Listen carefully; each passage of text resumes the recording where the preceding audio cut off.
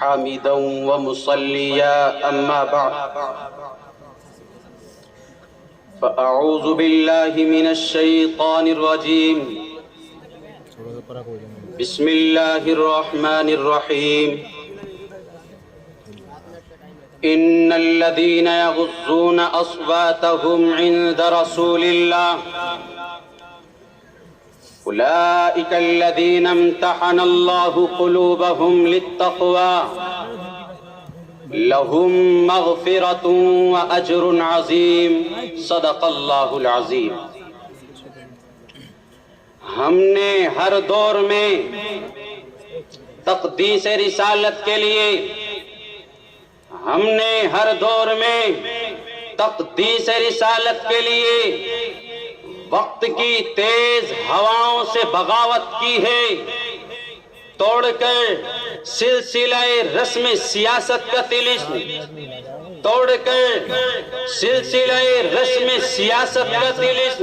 ایک فقط نام محمد سے محبت کی ہے۔ حاضرین انجمن، یوں تو ہر دور میں مبعوث کیے جانے والے پیغمبر اور رسول کے متبعین نے اپنے نبی سے محبت کی ہے، مگر تاجدار خیر الامم کے جانثاروں کی جانثاری کی مثال پوری تاریخ عالم میں کہیں نہیں ملتی۔ جو شخص بھی آپ صلی اللہ علیہ وسلم پر ایمان لایا، اس کی رگ کے اندر اللہ کے نبی کی محبت اس طرح پیوست ہو جایا کرتی تھی کہ دنیا کی کوئی طاقت اس کی محبت کا مقابلہ نہیں کر سکتی، دنیا کی کوئی طاقت اس کی محبت کو چھین نہیں سکتی۔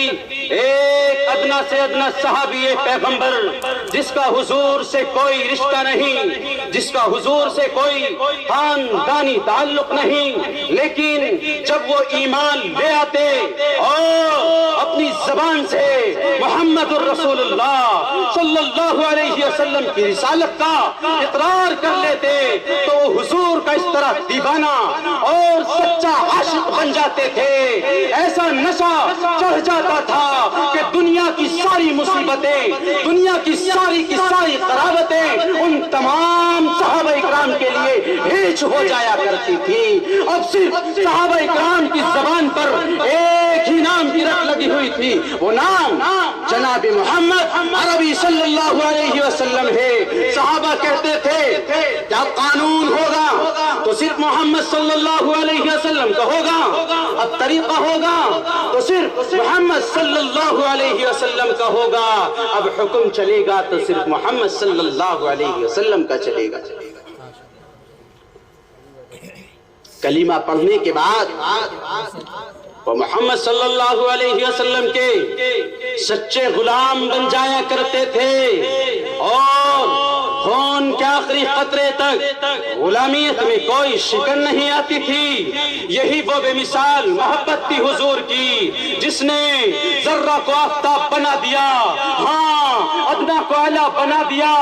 ابو بکر تھا صدیق اکبر بن گیا، بلال حبشی غلام تھا دنیا کا امام بن گیا، اور خالق کائنات کی زبان میں اولئک هم المفلحون کا خطاب ملا، اولئک هم الراشدون کا پروانہ ملا، لہم مغفرۃ واجر عظیم کی بشارت ملی۔ اور اتنا ہی نہیں، اللہ فرماتے ہیں یؤثرون علی انفسہم ولو کان بہم خصاصہ کی سند دے کر رہتی دنیا تک ان کا نام روشن کر دیا۔ اور جب یہ لوگ اللہ کے نبی کے سامنے حاضری دیتے، اللہ کے نبی کے دربار میں آتے، تو تمام صحابہ اکرام کی کیفیت کیا ہوتی تھی؟ قرآن اٹھاؤ، اللہ فرماتے ہیں ان الذین یغضون اصواتهم عند رسول اللہ اولئک الذین امتحن اللہ قلوبهم للتقوی لهم مغفرۃ واجر عظیم۔ جو لوگ اللہ کے نبی کے سامنے اپنی آواز کو پست رکھتے ہیں، اپنی آواز کو گراتے ہیں، یہ وہی ہیں جن کے دلوں کا امتحان اللہ نے تقوی میں لے لیا ہے۔ اور ترمذی شریف شریف کی روایت ہے اذا تکلم النبی صلی اللہ علیہ وسلم اطرق جلساؤه کانہم علی رؤوسہم الطیر. جب تمام صحابہ اکرام اللہ کے پاس، اللہ کے نبی کے پاس آتے تو حضور صلی اللہ علیہ وسلم تمام صحابہ سے گفتگو کیسے کرتے؟ تمام صحابہ اکرام سے گفتگو کرتے گویا سروں پر پرندہ بیٹھا ہے. اللہ اکبر. یہ ادب تھا پیغمبر علیہ الصلوۃ والسلام کا، یہ احترام تھا پیغمبر علیہ الصلوۃ والسلام کا. ارے یہ ادب، یہ احترام کیوں؟ اس لیے کہ حضور صلی اللہ علیہ وسلم کو، حضور صلی اللہ علیہ وسلم سے تمام صحابہ محبت کرتے تھے. حضرت علی رضی اللہ تعالیٰ عنہ سے کسی نے پوچھا کہ رسول اللہ صلی اللہ علیہ وسلم کے ساتھ آپ کی محبت کیسی ہوتی تھی؟ فرمایا اللہ کے نبی حضرت علی سے فرماتے ہیں، حضرت علی نے فرمایا اللہ کی قسم مجھے آپ صلی اللہ علیہ وسلم سے محبت ایسی تھی کہ میں نہ اپنے باپ سے محبت کرتا تھا نہ میں اپنے بچوں سے محبت کرتا تھا. اور حضرت عمر فرماتے ہیں، کہتے ہیں کہ اللہ کے رسول صلی اللہ علیہ وسلم مجھے بہت پیارے تھے. میرے بھائیوں اتنا ہی نہیں، آپ حضرت ابو بکر صدیق رضی اللہ تعالیٰ عنہ کی جانثاری کا حال پڑھو تو آپ کو معلوم ہوگا.